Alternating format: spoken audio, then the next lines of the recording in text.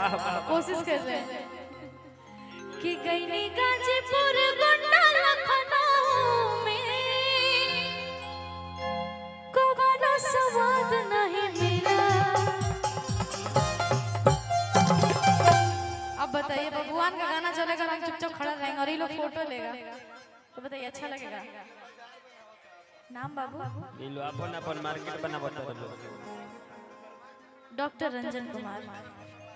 कहाँ है doctor Ranjan Kumar? Parcel करवा रहे हैं।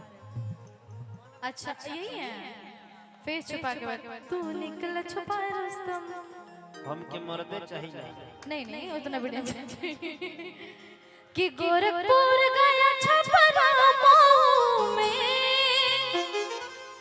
गईनी गाजीपुर गोंडा लखनऊ में कोशिश कर रहे हैं कोवनो स्वाद नहीं मिला।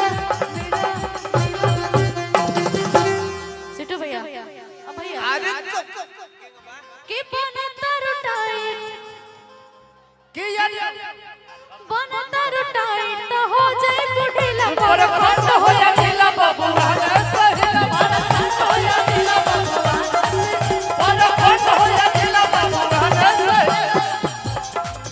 गोरखपुर गया छपरा मऊ में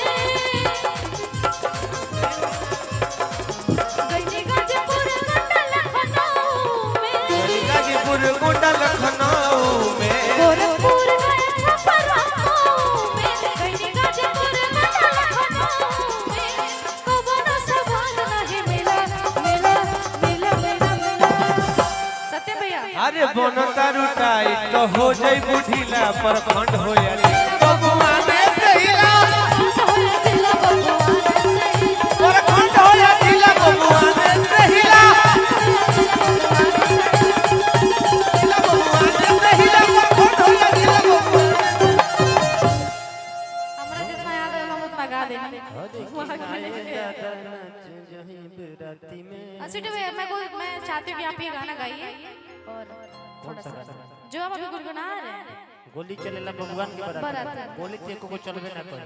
अरे जरूर बाकी गोली चला के डरवावल जा तारा कपार पर चढ़ी तो बुझाई ये चलता भगवान दूर से ही पहचाने जाते हैं गोली चलाने की जरूरत नहीं हमको गोली है। और देखिए जात पात कुछ नहीं है सब अपने में शेर है भाई सब जगह सब शेर है। गाइए हम ही गाएं जातिवाद ना कइला हमरो हमू नहीं गाइला हम तो भाई मन रख रहे भैया लोग के अच्छा ठीक बा कोन बात नहीं दोसर होके सेट सॉन्ग हो सेट सॉन्ग हो देखी अब बस करी ना लो अब इधर है बदसी दोनों आदमी का लिए